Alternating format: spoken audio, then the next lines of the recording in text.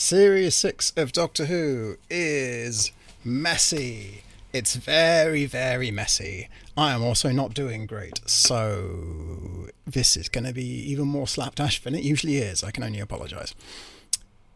Impossible Astronaut. This one is interesting. Okay. This is probably Moffat at his most, plotty. A lot of things are set up, and the Silence episode is so twisty-turny, it's so high concept, it needs a fair bit of exposition even to get started.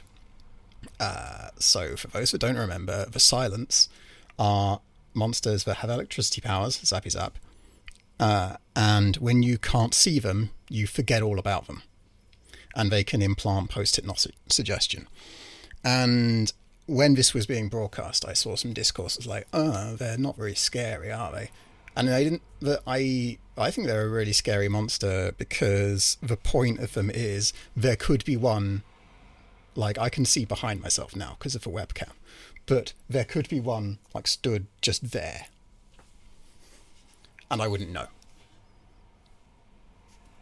I'd know when I looked over. I wouldn't know now. So I think it's really cool. I think they're a really good monster. The point of them being a priest that you confess to. I'm not sure about that because as I discussed with Lucy of Lucy's Insane Doctor Who Theories, I'm pretty sure the point of a priest is you remember that you've confessed. But whatever. I am not into that sort of church. I am a Taoist. I'm not Christian. So I don't know what confessions like for these people. But yes, I really like it. It makes sense. Now we know the twist, that it's River in a spacesuit. Check. We know that the Doctor gets away with not dying because he's in the Tesselector. Check. Everything makes sense. I think it's very good. I wouldn't put it in top tier because it's got a lot of the overarching story of Series 6 works, but it's messy and the mess drags it down a bit. Day of the Moon. Day of the Moon, I am going to put in good. So Day of the Moon has a couple of problems. So Day of the Moon has the same problem that the Impossible Astronaut does, which is that it is part of this whole wider story arc, and the story arc is a bit messy and rushed, so that drags it down a bit. Day of the Moon also has this problem where at one point Amy gets kidnapped, right? And we find out later that she has already been grabbed by the Silence and she is already a flesh duplicate or a ganger. So why did she get kidnapped? It's never made clear. And this is what I mean by Series 6 being a bit messy. Usually Stephen Moffat would never write a scene, would write a section like Amy being kidnapped and then not make it clear what was going on, because that's the sort of writer he is. There are many criticisms you can make about Stephen Moffat's writing, but he cares about detail. He is usually very good at going, this happens because this, because this, because this, because this. He's very much the anti-Russell in that way. But he doesn't in this, and it's a shame. It drags the episode down a bit. I am interested by the morality of having the Silence say you should kill us all on sight, and using their own post-hypnotic suggestion to implant that idea into all of humanity. That's an interesting idea. It's not a particularly pacifist idea, but given the Silence have been occupying Earth for who knows how long, and there is kind of no other way to fight them other than with the eye drives that they didn't have access to at the time, I think it's morally justifiable. It's not great, but how the hell else are you going to deal with these guys? The opening of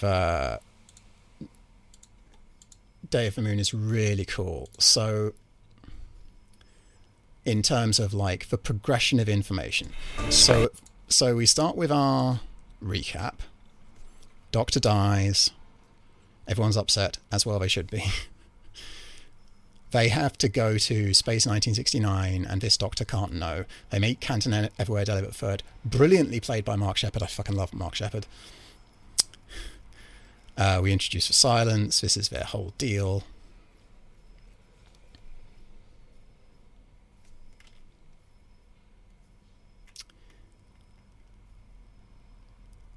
And Amy like tries to shoot the spacesuit person because she knows the spacesuit person is going to kill the Doctor in the future. And that's River. Okay, so we hard cut to Amy running away, right?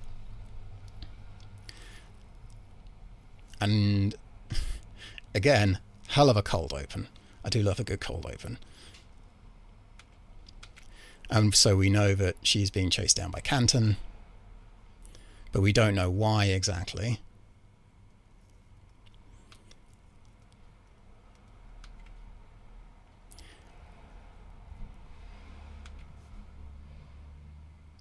We then get some information from the Doctor. And we then see that River is looking around for the silence. She marks her skin. We saw those marks on Amy's skin earlier, but we didn't know what she was, what the marks were.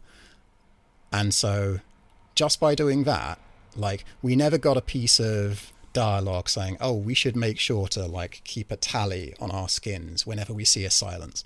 It's all just done through action. It's excellent. Let me see. Yeah, like they're fairly classic Moffat writing. If you don't like his writing, then you won't like them. But if you do, you do. Curse of a Black Spot. Curse of a Black Spot could have been good if it had been given some more time to like actually work on itself. Like, the writer doesn't do a great job. It does some writing things quite well. There's quite a lot of push-pull. Oh, we've solved one problem and another one has taken its place. Oh, things have got a little bit better, but oh no, they've taken a really bad turn in this other way. 1 step forward, 2 steps back, that sort of thing. The problem is the characters aren't very good, and like the pirates that aren't played by Hugh Bonneville are just stereotypes and are barely there at all. The kid is just the kid is doing this entirely standard childhood character arc where he looks up to his absent father, and then he finds out his absent father has been doing some fucked up shit. Like, oh, this father I idolized isn't actually this person I should have been idolizing. It turns out he's a prick. Like, yes, this is an entirely, like, that is a storyline I've seen done to death. It's not good or interesting.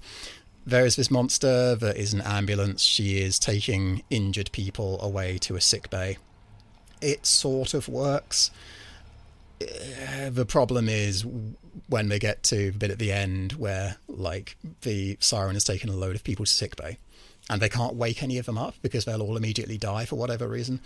And so like they get Rory out of it and have to CPR him or whatever. And Hugh Bonneville goes off with his kid, and the kid can't leave the ship because the kid will die or something. Or like, yeah, no, they can't get the kid off the bed. But at the end of the episode, in the final shot, they have the kid out of bed. And it's like, yeah, what? Why is any of this? And I think it's because they needed to do a final tension beat. Like, the script might have come in a bit short. So they were like, oh, we'll have to have them save Rory's life. That'll be a good tension beat. But it kind of wrecks the rest of the episode, particularly as the kid is in A Good Man Goes to War. So he's clearly having no trouble being out of this ambulance thing. So it is definitely like, is it subpar or bad? Let me see. These other ones. Yeah, it's subpar. Yeah, an unfortunate waste of potential, to be honest. Yeah, if it had had another 2 or 3 drafts or been done by a better writer, it could have been actually good. Unlike The Rebel Flesh and The Almost People, these episodes are fucking terrible. And the reason for that is they do not understand their own premise. The premise is There are the humans and there are the flesh who have like incarnated. So the flesh are people now. And the idea is the humans and the flesh, who are the same people because they have the same memories, they're gonna like devolve into infighting because like, oh, only one of us can like raise our kid or whatever.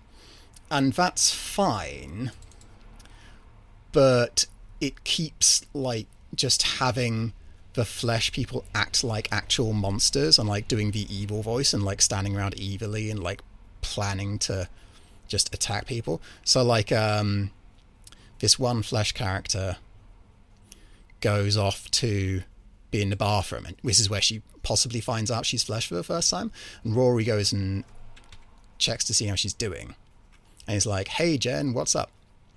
And you can see his body language. He's like going, ooh, what's going on? You okay? And she just like punches him through the window of the toilet and then does this. And like, you can do the story of there are people and there are the people who are like essentially clones of them with the same memories, and like, oh, which of us are the real people? And the only answer to that is we're all the real person. Like, we have different biology, but we're all people. Like, we're all living, we're all consciousness, we share the same memories in every way that matters. We are the same person, therefore we are all people. Stop it. You can tell that story, it's fine. It's a bit fucking hacky. It's a bit, yes, we were telling stories like this in like science fiction magazines in the 1970s. But if you want to tell that story, you can. I'd rather you had something slightly more innovative or interesting to say, but fine, you can do that. But you can't have that story and have like the very first thing this flesh character does after she finds out she's being a flesh, like attack Rory and do this. Like, this is full like monster shit. And this is what I mean by when I say that the writer doesn't understand his own premise. It's like, keep having the flesh be actual monsters, but at the same time try to tell this story where, oh, we're not so different, you and I, because we're the same person. And it has a lot of the problems that these crap episodes of Doctor Who usually have: inconsistent characterization, terrible pacing, bullshit plot moves, like at the end of the Almost People. So Jen and I skipped most of the Almost People because it was terrible and it wasn't going to get any better. And like, Flesh Doctor and Flesh This Lady are protecting the others from this evil monster or whatever that is clearly not actually a problem, because it's just a sort of horse. And anyway, like, they blow themselves up to stop the horse monster, when the whole point was they were trying to keep the door shut to keep everyone safe from the horse monster, and to get so everyone can get the TARDIS. The TARDIS is just like, the TARDIS is there. The TARDIS could like dematerialize and rematerialize 5 meters closer towards them, not even that, and they could hop in, close the doors, they escape the horse monster. Like, it's fucking stupid. There are 2 doctors. Obviously it's bad, but I do quite like the Amy thinks she knows which doctor is the flesh avatar and which one's the doctor she's been traveling with, because they have different shoes on, and the doctors swap shoes at one point. So like, Amy was like, oh shit, it turns out the one I thought was the doctor I've been traveling with isn't the doctor I've been traveling with. It turns out the one I thought was the doctor I've been traveling with was the flesh avatar. Oh, the humanity.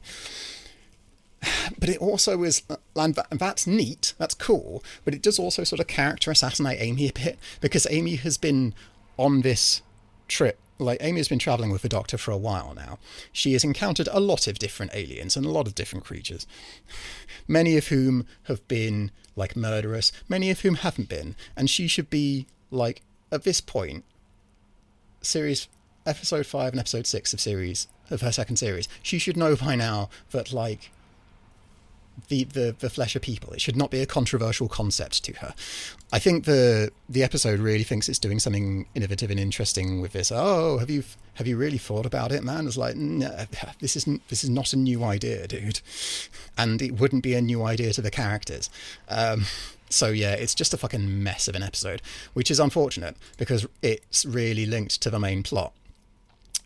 So throughout this series, the Doctor has been like scanning Amy, and the body scan has been coming back pregnant, not pregnant, not pregnant, because she's a Flash avatar, right?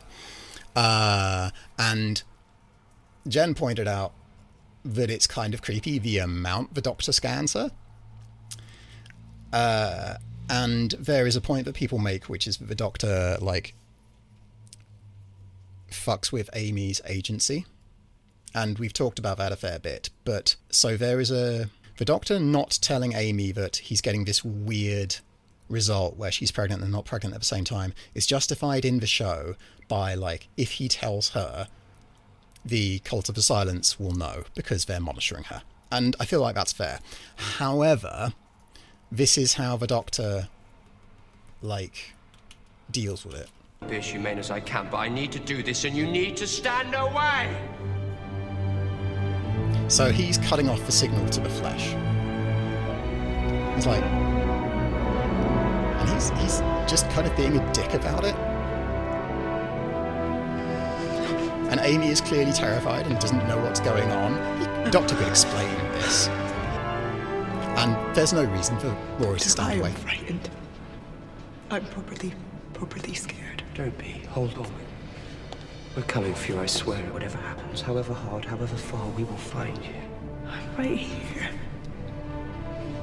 No, you're not. You haven't been here for a long time. Oh no.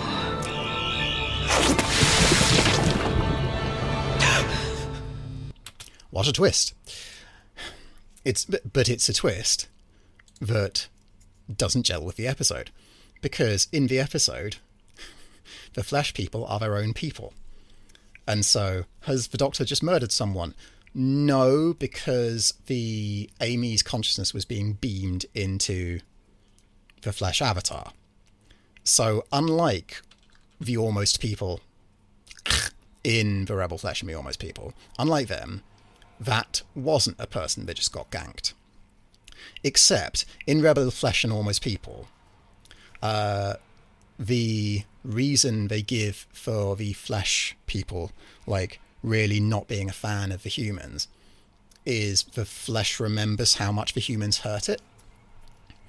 So look at the start of the episode, there is actually a really good cold open where they're wandering about and they're doing this industrial whatever, and this guy is doing this clearly very dangerous thing. Jen shoves him for no reason. He falls into the vat of this awful acid, and he's just being kind of, oh, whatever. Great. Nice going, Twinkle Toes. I shouldn't have swung at him. Sorry, Buzz. My bad. No, you're all right. Jimmy? Well, no point carrying you back legless. Sorry, Buzzer. You're dead. This is a right pain in the arm. That's gone now. Look, we'd best get off.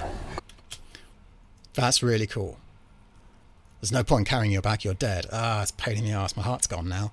That's a great cold open. It's the only bit of good writing in the entire thing. But yeah, so the Flesh remembers. So in theory, the Flesh has like a collective consciousness, but the collective consciousness gets overwritten by the human memories or something. So the Flesh people...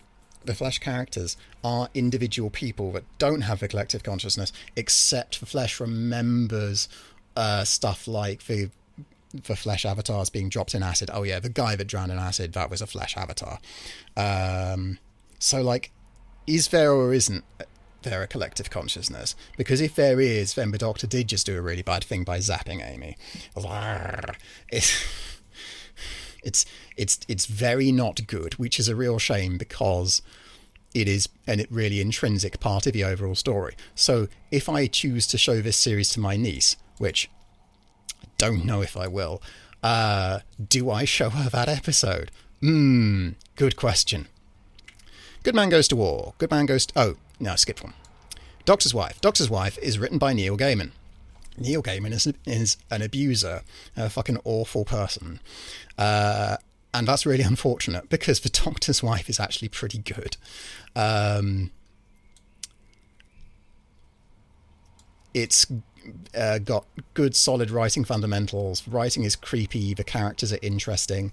It struggles with the peril beats, like Amy and Rory get stuck in the TARDIS, and they're being tortured by the evil planet monster that's trying to eat the TARDIS. And they just have it so that Amy is wandering through the TARDIS and Amy sees hallucinations of Rory getting older and older and like fixating on Amy and hating her and shit. And it's just not very interesting. And it's kind of not where they are as a couple at that point. Oh yeah. In Day of the Moon, Amy has a little transmitter in her hand, as do the rest of them. And she gets kidnapped, but the transmitter stays. So she can talk, and the transmitter picks it up. So Rory overhears her saying... Can I find it? Doctor. Understand me. Always. Doctor, are you right there? Can you hear me? So Rory goes, "Oh, I'm coming to save you, Amy, don't worry." And Amy calls for the doctor. And then at a later point, Rory overhears her. Oh yeah, it's probably here. To see your stupid face. Happened. I love you. I know you think it's him. I know you think it ought to be him. But it's not. It's you. And of course, Rory thinks she's talking about the doctor. And it turns out, like, at the end, she says Rory has a stupid face. Oh, yeah, it's like he's rescuing her. And she says, "Get your stupid face out of here." And it turns out that Amy was talking to Rory the whole time. And it works, but it's a little bit forced. Like, the fact that Amy is talking to, at different points, the Doctor and Rory is fine, but she is being really really vague about who she's talking to, and she's doing that in a way which I don't think is actually like how a real person would do that. I think the vagueness is there to create this sort of ambiguity about, is she in love with Amy or is she in love with the Doctor? It's creating this ambiguity, playing on Rory's insecurity again, but it's doing it in this kind of forced way I don't particularly like. But the good news is, like, when she says, "I'll get your stupid face out of here," or whatever, like, that's the last of it. Like, at that point, like, Amy and Rory are solid. Very nice. Tick. So with Doctor's Wife, we are in this interesting position of, okay, like, we do our best to not give money to Neil Gaiman because he's an abusive shithead. Abusive shithead is, if anything, putting it rather mildly. So we don't give money to Neil Gaiman in the same way we don't give money to Kevin Spacey, we don't give money to J.K. Rowling, etc., etc. But so you watch Doctor's Wife and you enjoy it. You then find out that Neil Gaiman is an abuser and an awful person. Does that change the 42 minutes that you previously watched? And obviously, like, there's no answer to that. Like, we each have our own reactions. There are definitely things that I used to enjoy, and when I found out certain things about certain people involved, I'm like, well, that's spoiled that for sure.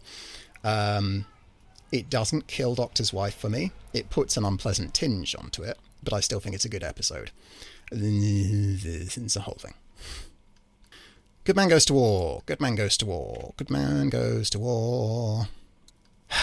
Good Man Goes to War, I think, is really good. It's a really nice sort of culmination of everything we've had up to at this point. It's I really like the idea of the Doctor going around calling in favours. It introduces Strax, Vastra and Jenny, who are really amazing characters. It has a fucking weird... He's the fat one. Don't you have names? We're the thin, fat, gay, married Anglican Marines. Why would we need names as well? I get why Moffat wrote that. It's classic Moffat dialogue. It's interesting. It's quippy. It's unusual. It's also kind of fucked up, and I wish you hadn't written it. It's like, I don't think, like, I can see why people would do that, especially in a fucked up organisation like the fucking Church of the Silence. I get that. Like, the Church have been presented as a pretty messed up organisation, and in this they have kidnapped a child. So, like, if you are working for this organisation, you would be kind of a shitty person, or like there for your own reasons, like this lass here. But this is a fairly... It's one of the reasons why I say this series is messy. It's like, I think you can justify it, but the fact that you have to justify it isn't great, in my opinion. It's just a bit homophobic, to be honest. This lass, apropos of nothing, plays the security officer in Star Trek Strange New Worlds. Brave New Worlds? Good Man Goes to War is a tricky one because it is kind of just an extension of the overarching plot, and so your feelings about it will probably depend on how convinced you are by the Silence and River's backstory and all this sort of thing. I do quite like the fact that Series 6 is just River. It's the story of River, and I like that. We'll get to some of the stuff I like less next episode. But I really like the Doctor doing a hubris, and for it to the hubris to actually cause a problem.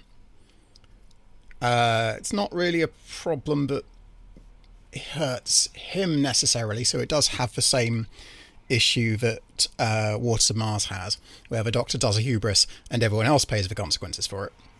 But I really like the Doctor getting a team together to carry out a specific mission, but to have the battle won but the war be lost, as in the Silence still get a hold of River. That's cool. It does have a terrible sword fight.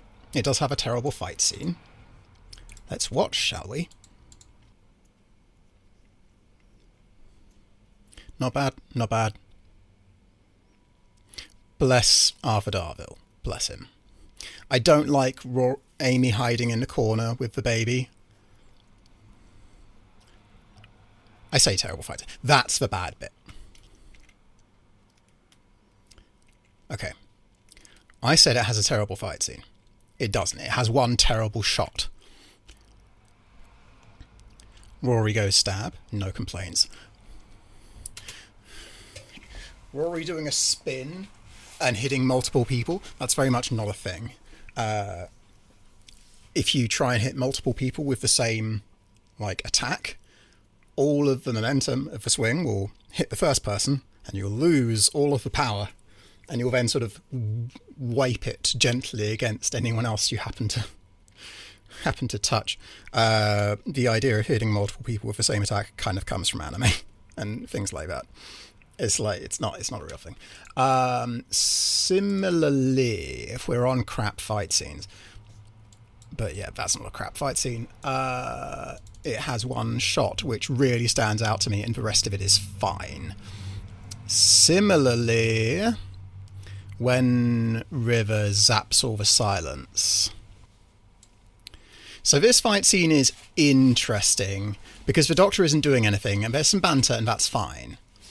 But the problem is the Silence. If you watch what the Silence are doing, that's silent, and we're right. Who's he firing at? There's only those two in the room. What River's doing here, fine.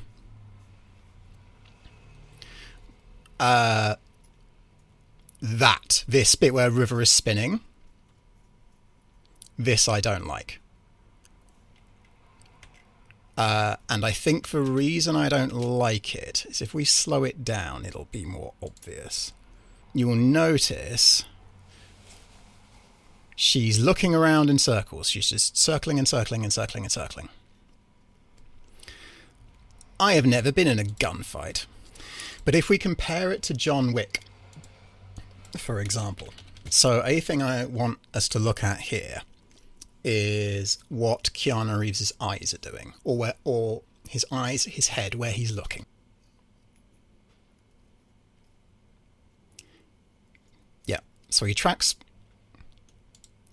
Yeah, so what he does here is, there are two targets here, one closest to us and one furthest away. He tracks the closest one, he attacks the closest one, he moves his attention to the furthest one, shoots the furthest one, moves his attention back to the closest target, right? Bang, moves his attention, and moves his attention back, right? And moves his attention to a third target, right? Now this is different to River spinning and shooting. Partly because we don't actually know how many silents are in the room. It's quite a confusing action scene, like deliberately so. But River just spinning around really strikes me as they didn't have any fight choreography for this and they just sort of made it up on the day. I don't think it looks very good because it just looks like River is spinning on the spot and firing her gun. She's not picking targets.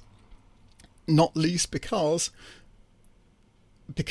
they had like that shot earlier of the silent just standing off to the side and shooting somewhere that's nowhere near the Doctor or River, despite the fact that they're the only two there.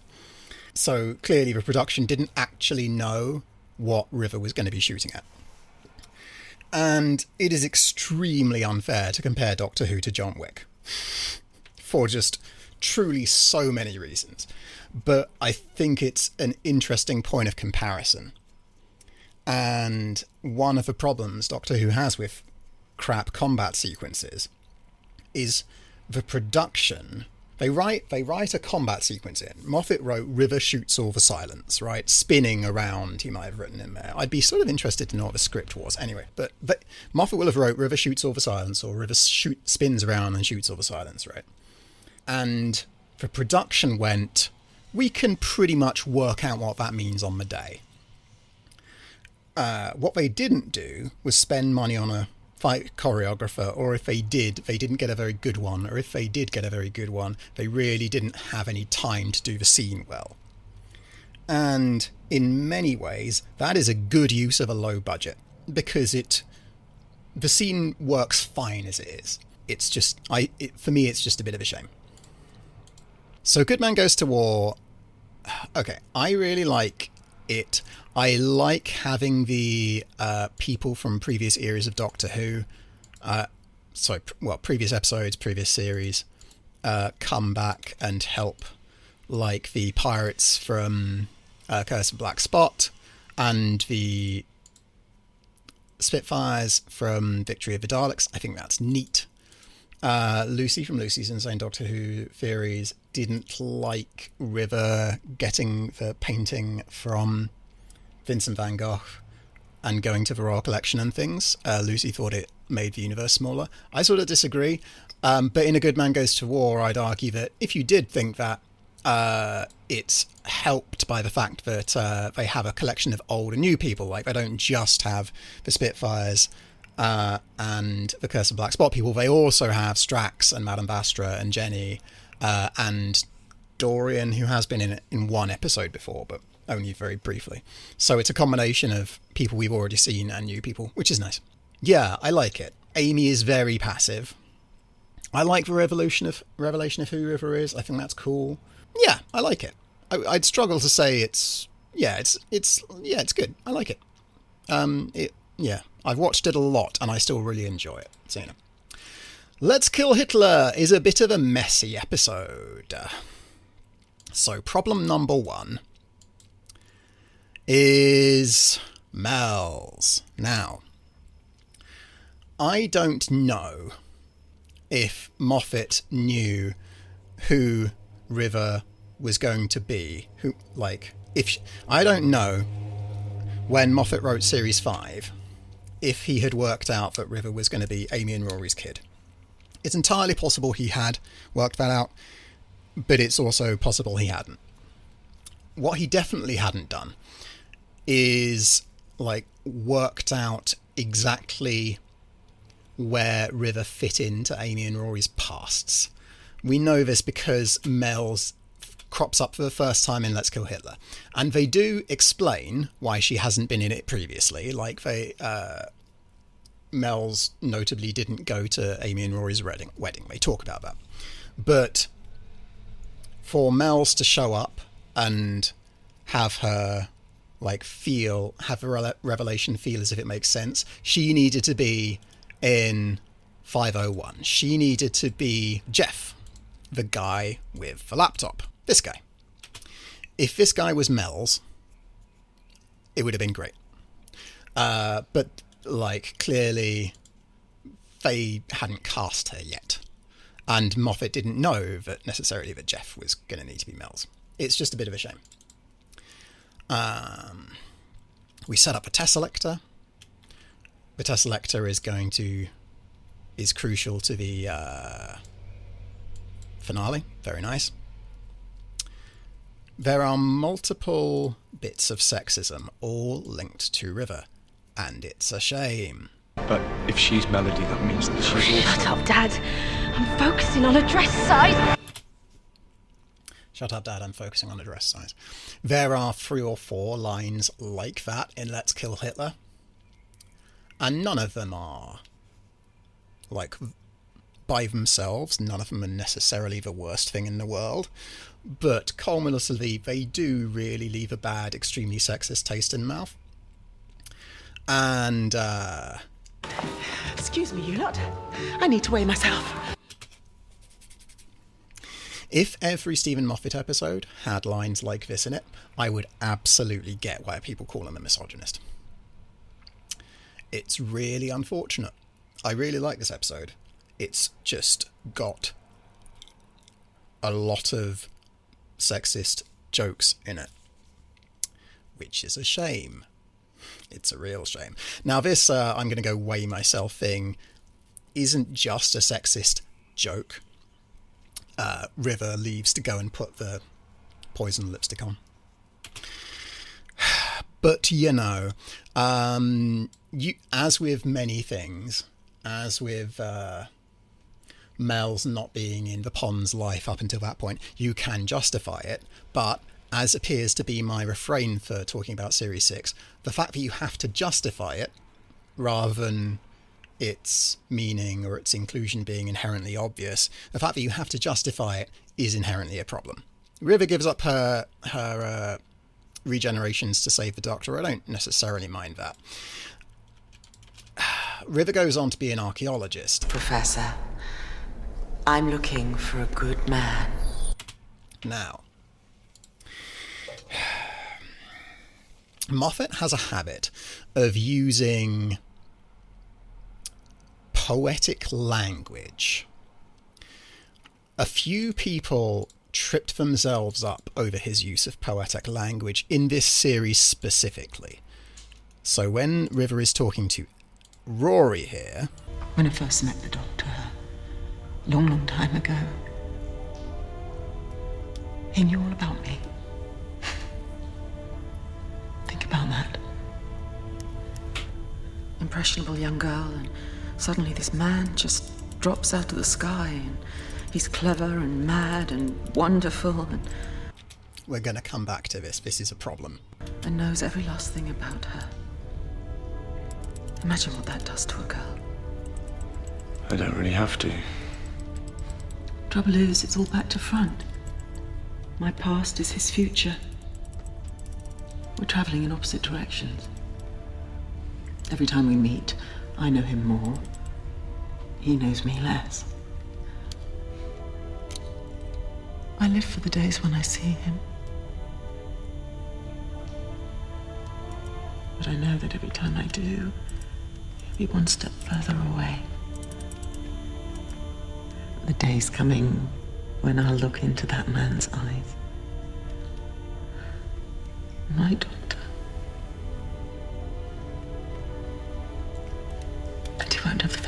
idea who I am.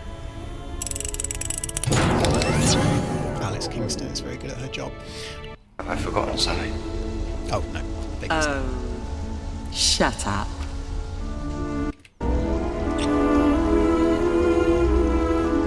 Right.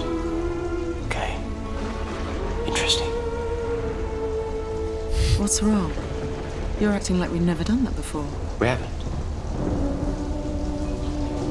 We haven't. Oh, look at the time. It must be off. But it was very nice. It was good. It was unexpected. You know what they say? There's a first time for everything. And a last time.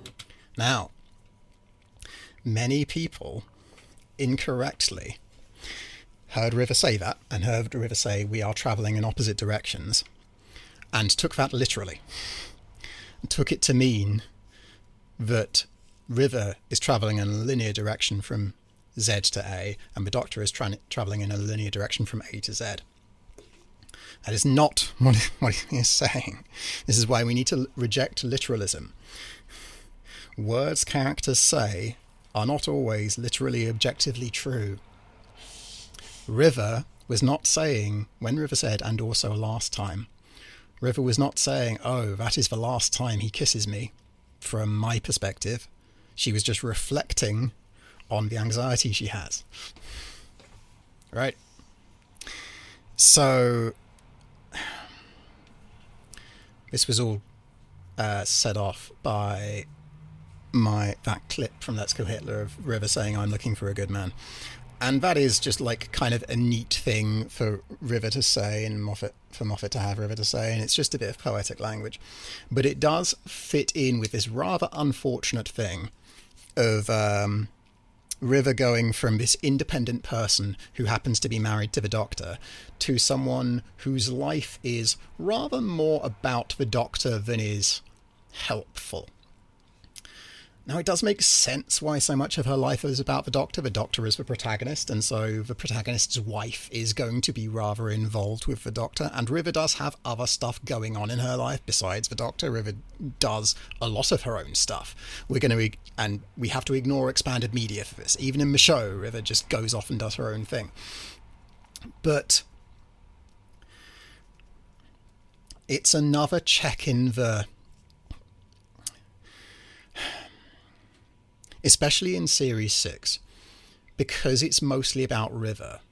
It's River's backstory, where did River come from, how did she marry the Doctor, etc., etc.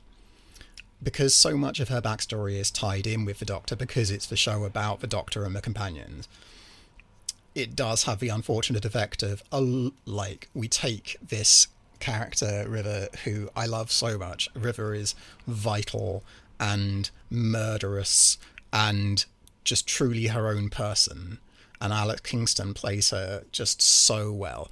And also, can I say that when Alex Kingston was cast, like the first episode she showed up in, the fucking Vashta Navarro one, she was in her, I think, late 30s, early 40s. She was middle-aged. It is very unusual for any art, really, to portray a middle-aged woman as sexy. It shouldn't be, but it is. Anyway, so that's nice. But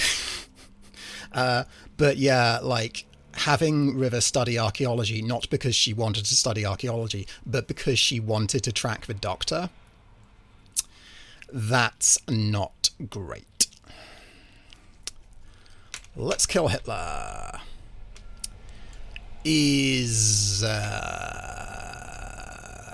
it's good. It's got problems. Its problems are mostly metatextual. But also, its problems are, it's a bit rushed. River regenerates 3 times in the space of like 6 episodes. 8 episodes. Let's go here. That's episode 8. River regenerates 3 times and then gives up all her regenerations. We find out about the silence being a movement when we only found out about them initially, like in episode 1. and we find out about them from exposition from the Tessa Lecter. Amy and Rory, like, are upset that they haven't found River. Like, they start off the episode going, Doctor, why haven't you found our daughter yet? And the fact that they grew up with Mel's is, like, the answer to that. It's like, well, you did raise your daughter. And it's very rarely reflected upon again.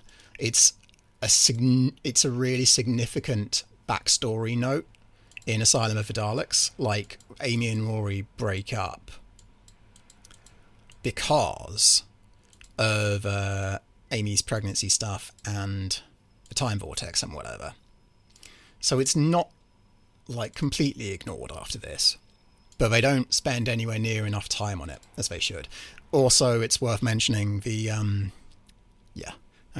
so around the time that this was happening, there were a lot of fucked up pregnancies happening in science fiction and fantasy. For one, here we go. Yeah, Tropes vs. Women did one. Did a video about it. So watch that, because Anita Sarkeesian will go into detail that I can't be doing with getting into. The first one that I noticed as an adult was what they did to Starbuck in the first series of Battlestar Galactica. But yeah, there are a lot of fucked up pregnancies in this. One happens to Gwen in Torchwood. I didn't know this. And Amy fits in with that pattern, which is, like, bad, honestly. Like, by itself, it wouldn't be a problem. It's partly... It's a decent chunk of the problem comes from the fact that this is a pattern. Like, a lot of men write women who get kidnapped and, like, forced to be pregnant, or in Amy's case, pregnancy gets fucked with by an external agency. And then that whole thing is just kind of forgotten about afterwards. In Battlestar Galactica, I'm pretty sure Starbuck's pregnancy is, like, forced pregnancy is never mentioned again. I think the same thing happens in Orphan Black, actually. And it's like, so part of the problem is it's a pattern. It's a real pattern. It's a misogynistic pattern that particularly pops up in science fiction. And the other half of the problem is it's a really, like, important thing that happens to Amy. Like, it's really seismic. She has a daughter that is then stolen, and it turns out the daughter is River. And it's such a monumental thing to happen to someone. And it then basically doesn't get reflected on again. And that's a massive missed opportunity. And you could say, reasonably, that Doctor Who is a family show. You don't necessarily want to spend multiple episodes having Amy deal with the fallout, the trauma of having her baby stolen and her pregnancy, like, really messed about with by bastards. I, for one, really hated just how much time the MCU spent dealing with the snap after bloody Infinity War, or whatever it was called. Like, it's just so boring, because every story is, oh, either I was snapped and I came back and the world's different, or everyone I know was snapped and I'm traumatized because of that. Like, you can do some stories about that, sure, and you should acknowledge it, but you can't just keep going on about it. However, the counter argument to that is, and this is one I subscribe to, if you don't want to spend the time doing the storyline properly, don't fucking do it. I like almost all of Moffat's overarching storylines. I don't like Amy's pregnancy at all. It's misogynistic. But this is kind of the thing, right? This is why it's interesting to talk about this. Amy's pregnancy being handled in a way which is misogynistic does not make Moffat a misogynist. We are, like... And, like, claiming it does is moral absolutism and treating the world as if it's simple, right? Moffat has written so many, like, interesting, deep female characters. He's written so many, like, women in positions of power, like, women with, like, real interesting backstories, motivations, lives, wants, fears, hopes, dreams. saying he's a misogynist because he wrote a misogynistic storyline. I mean, you can make that argument. It just seems to be trying to take something that's very complicated and cram it into a box.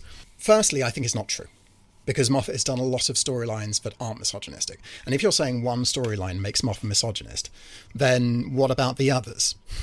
Do they not... Like, if we're saying one storyline is all it takes, then... Okay, like, if you wrote one storyline about how we should roll a dice, how all Sikh people are evil and we should kill all Sikh people, apologise for my Sikh viewers, then, like, you could very plausibly say that makes that writer a racist motherfucker who we should throw out of the nearest window, right? That's fair. But what that argument belies, what that argument says is there are degrees of this. And so what I've just talked myself into is you can totally say that, like, what they do with what Moffat does with Amy's pregnancy makes him a misogynist. I disagree. And one of the reasons I disagree is it really cuts out a lot of good stuff. It writes out all of the good actual, like, feminist writing that is in Moffat's era. Everything in Amy's Choice, for example. The Lassen Vampires in Venice. Like, basically, everything that happens with Amy in Series 5. Amy doesn't do a whole lot in Series 6, which ain't great. River. Like, when you use one storyline to make a sweeping statement, such as Stephen Moffat as a protagonist, you leave a lot of stuff on the table, and I think that's quite telling. The stuff you are happy to jettison in order to label someone, that's a lot of good stuff you're jettisoning. And for what? Okay. So, yes, Let's Kill Hitler is good. It has significant problems.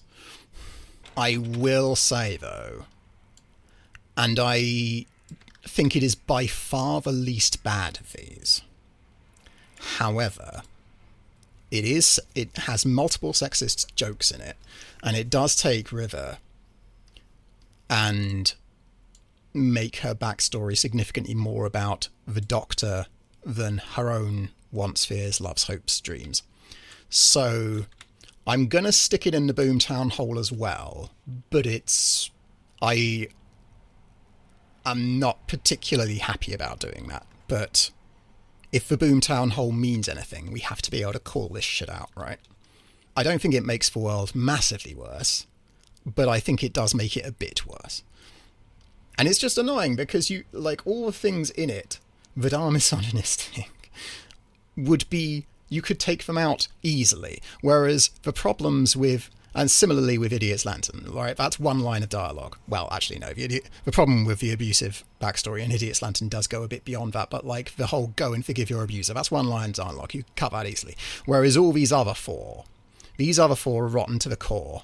Boomtown, Midnight, Turn Left, and whatever the last episode of Series 4 was called. You can't save those without just completely rewriting them. Whereas Idiot's Lantern and Let's Kill Hitler are both, like, they're marginal. They are a couple of lines of dialogue here and there. It's like, it's a bit of a shame, but what are you going to do? Night Terrors is written by Mark Gatiss.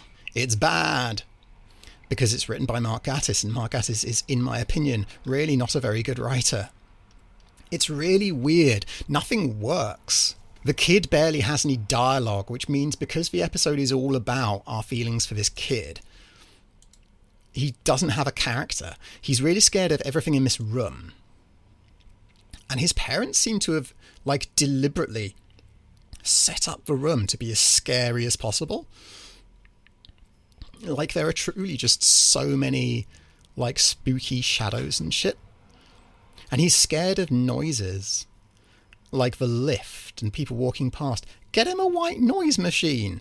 I've got a white noise machine. That's literally what they're for.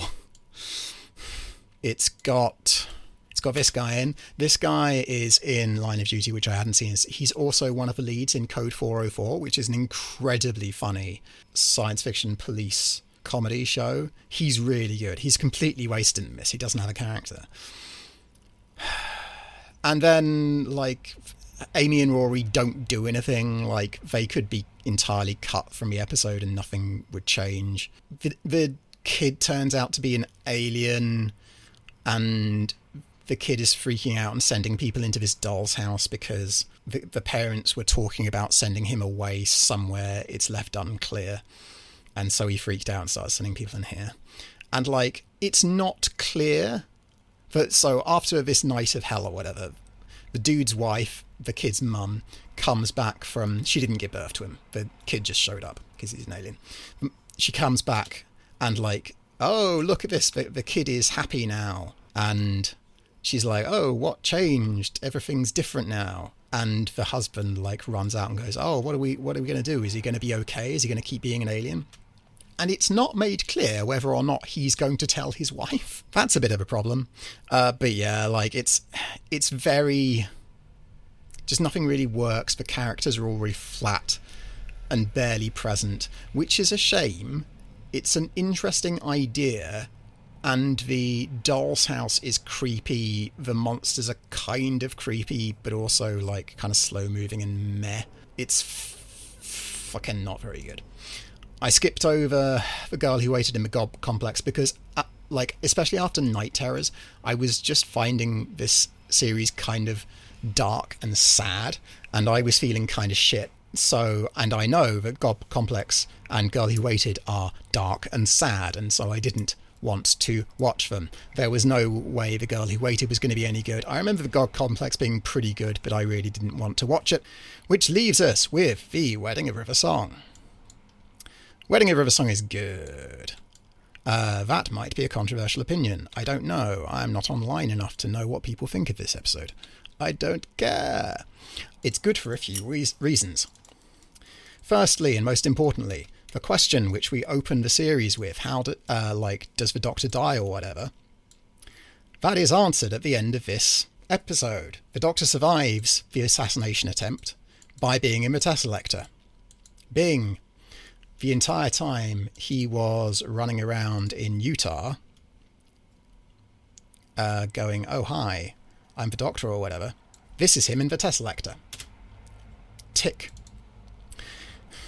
And they begin with, it's 5:02 on this particular day, and that's the time it's always been, and all of history is happening at once, which is why there are steam trains going in and out of the Shard, and there are Centurions, and there's Charles Dickens, and this is all happening because River broke a fixed point in time. In other words, you see, Waters of Mars?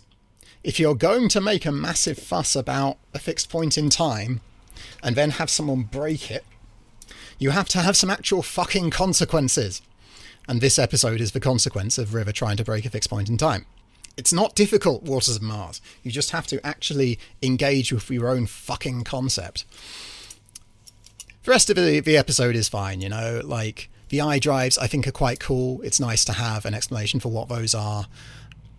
Amy kills Madame Kavarian, and they reflect on it at the end. How are you doing? How do you think? Well, I don't know unless you tell me. I killed someone. Madame Kavarian. In cold blood. In an aborted timeline, in a world that never was. Yeah, but I can remember it, so it happened, so I did it.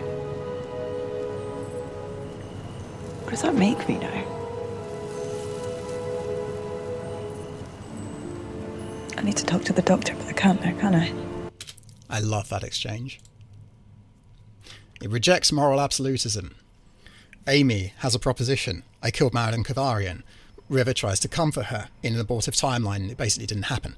Amy says, I remember it, therefore it happened. Like, even if Madame Kavarian is currently alive, like, we now know that I am happy to kill someone. That's a significant moment, and I'm glad it gets reflected upon. I am also glad that we are nowhere near the Russell T Davies thing of, oh, you did something bad, therefore you're evil or whatever. Like, I would have liked it to then go on to be reflected on more later on in subsequent episodes, but I really like it's there. So yeah, like, the rest of this is fairly straightforward. Like, they fuck about with the silence for a bit, they have fun with time, they spend a while just like recapping everything because it's a complicated story.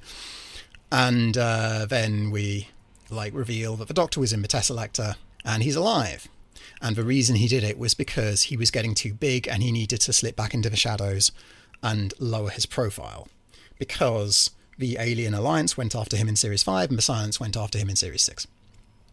So, when arseholes talk about how the Doctor is too big and too powerful under Stephen Moffat, he's too much of Mary Sue or whatever, it's really remarkable how much they managed to miss the point of Series 6, because that is what this series is about.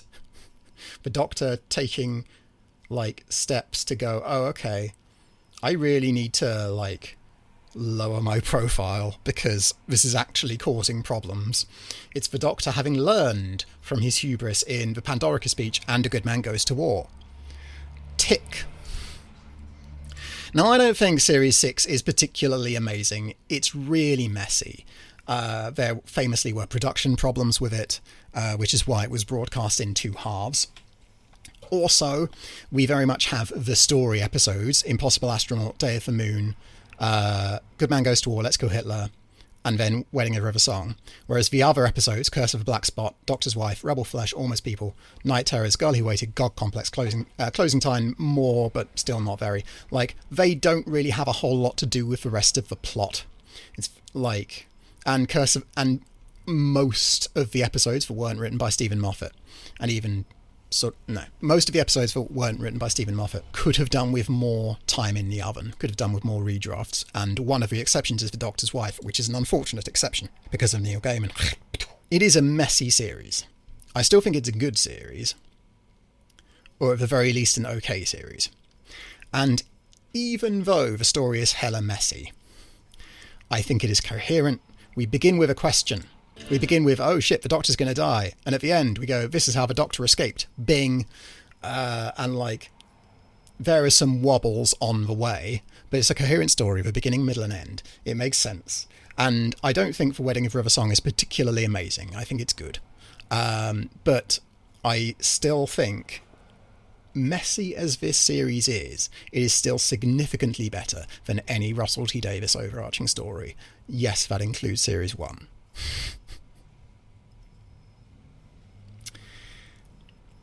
And it's much more of a personal opinion from Series 6. Like, I struggle with anyone saying Russell T Davies' overarching stories are better than Series 5, because Series 5 is so good. I might try and engage with that in a sec. And so, yeah, it's much more of a personal opinion with Series 6, because you can definitely quibble with the overarching story of Series 6, but the fact is, there is a story, it makes sense, and mostly. There are some wobbles, but what story doesn't have wobbles? Only exceptionally good ones like Series 5.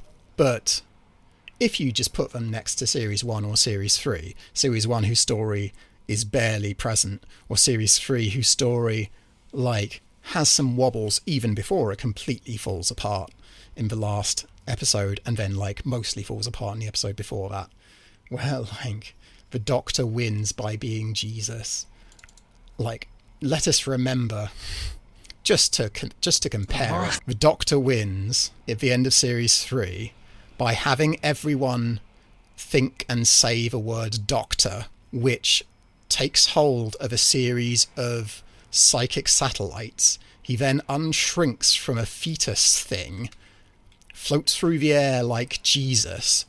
The Master then immediately just gives up for no reason, and he is then shot by a character who has no presence in the show, no function in the show other than to be, like, sexually abused by the Master, and then murder the Master in order to get the writers out of the whole of what to do with the Master, because they don't want to have to deal with the Master. Russell T Davies has no talent for overarching story at all, and gotta say, that's definitely played out by Series 14, and from Series 15 the finale of Series 15 has just finished airing. Like, it aired yesterday as I record this. I haven't watched any of Series 15, but from what I have heard, oh boy, So Series 6, like, it's good with some significant caveats, or at the very least, like, a strong okay.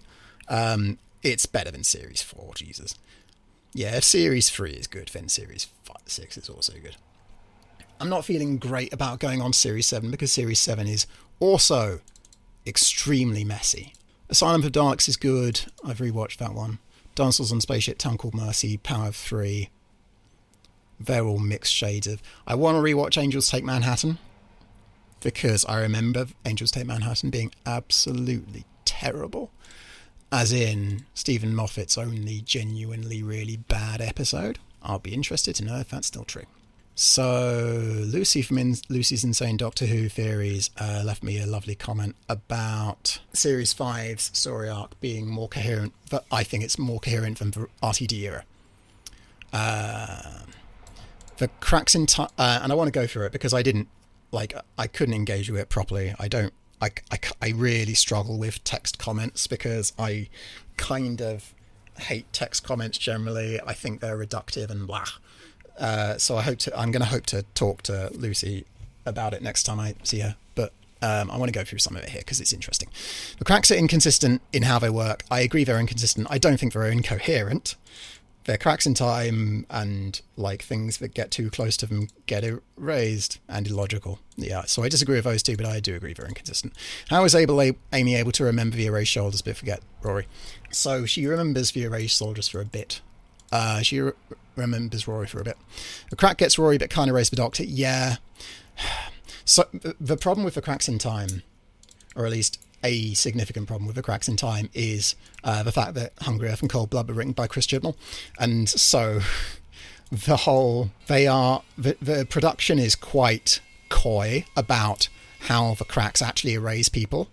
And so, but when the Doctor does this, it's very specific. And this is the only time we see someone actually engage with the crack. And so this is bad and a problem. But I don't think that's Stephen Moffat. I think that's Chris Chibnall being shit. Lucy says the cracks erased the ducks from a duck pond. No, they didn't. That was a linguistic thing. The audio, sheer silence, the element of vampires and Valence is never explained. River turns up at Amy's wedding inexplicably. My response to that one was like, well, we have established that relics get left behind from people who get erased. Like the Amy and Rory's wedding ring survived. Amy's picture of her and Rory survived, all these sorts of things. So like one of the strengths of the cracks in time, which is what Lucy's complaining about here, is the fact that the mechanics are a bit vague, because the mechanics being a bit vague means they're flexible. Series 3 had an astounding resolution. No. That entirely makes sense. People think the word... Okay, I can't do this without sounding like I'm being mean to Lucy, so I'm not going to. I'm not doing this. I'm not... No. I don't want... No.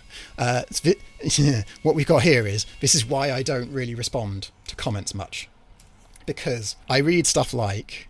Series 3 is an astounding resolution that entirely makes sense and is thoroughly earned and makes sense. And that makes me think about the solution to Series 3 being people standing around saying the word doctor, and people standing around saying the word doctor interacts with a network of 12 psychic satellites, which causes the Doctor to stop being a fetus and then float through the air and the Master to give up. Bad!